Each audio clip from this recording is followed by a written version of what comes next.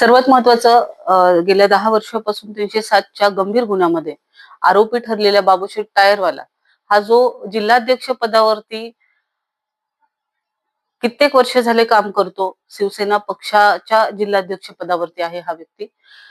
सर्वात महत्वाचं याचे दोन्ही बाजू आपण विचार जर केला तर हा व्यक्ती 10 वर्षापासून कुठे फरार होता का, किंवा या व्यक्तीला 10 वर्षामध्ये कित्येक वेळा मी सुद्धा स्टेजवरती पाहिलेलं आहे, राजकीय वर्तुळात पाहिलेलं आहे. मग या व्यक्तीला पोलिसांना सापडवण्याला एवढा वेळ का लागला? मग कुठे याच्यामध्ये राजकीय काही वरदहस्त होता का, किंवा राजकीय इंटरफिरन्स असून त्या व्यक्तीला अटक न करण्याचा दबाव पोलिसांवरती होता का? मग आता 10 वर्षानंतर या व्यक्तीला आरोपी म्हणून जेव्हा डिक्लेअर करण्यात आलं आणि हे डिक्लेरेशन झाल्यानंतर ह्या आरोपीला आता जिल्हा रुग्णालयामध्ये अत्यंत व्हीआयपी ट्रीटमेंट मध्ये त्याला वागणूक दिली जाते. म्हणजे विचार करा, सर्वसामान्य जेव्हा व्यक्ती कुठलाही राजकीय किंवा प्रशासकीय सेवेमध्ये नसलेला, वर्तुळात नसलेला व्यक्ती, त्याच्यावरती जर एखादा गुन्हा दाखल झाला तर तो पोलीस अगदी पटकन तत्परतेने त्या व्यक्तीला अटक करतात किंवा त्याची दखल घेतात.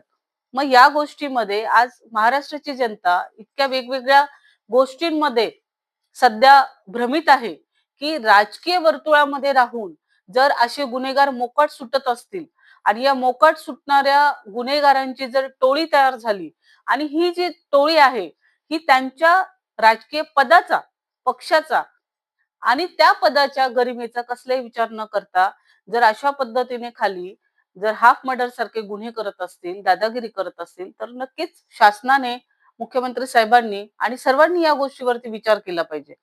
अगदी जेव्हा सावरगाव मध्ये एक प्रोग्राम होता त्यावेळेस तारकेश्वर गडावरती माननीय आपले उपमुख्यमंत्री एकनाथ शिंदे साहेब आले होते, सुरेश धस साहेब होते आणि या सगळ्यांच्या उपस्थितीमध्ये हा बाबूशेठ टायरवाला तिथेही आला होता. मग तेव्हा पोलिसांनी त्याला अटक का केला नाही? अनेक प्रश्न आहेत की राजकीय दबाव कुठपर्यंत आणून जनतेची फसवणूक जर हे लोक करत असतील तर अशा पदाधिकाऱ्यांना नक्कीच काहीतरी प्रोटोकॉल असावा आणि या पदाधिकाऱ्यांचा राजीनामा, पक्षातून हकालपट्टी तत्काळ करण्यात यावी. सगळ्यात महत्वाची ही गोष्ट आहे की ही व्यक्ती त्याच्या पदावरती असताना महिलांना ज्या पद्धतीने वागणूक देत होती, पदाधिकाऱ्यांना, खालच्या कार्यकर्त्यांची वागणूक देत होती, तर हे संघटन मानलं जातं का?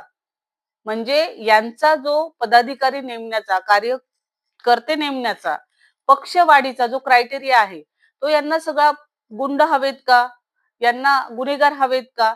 आणि जर ते नसतील तर आमच्यासारख्या महिलांना हे डायरेक्टली गुन्हेगार म्हणून पत्रकार परिषदेमध्ये हे वक्तव्य करतात. मग ही जी अब्रू वेशीला आमची टांगणीला आणतात, तर यांच्या सारख्या बाबूशेठ टायरवाल्यासारख्या व्यक्तीवरती त्याच्या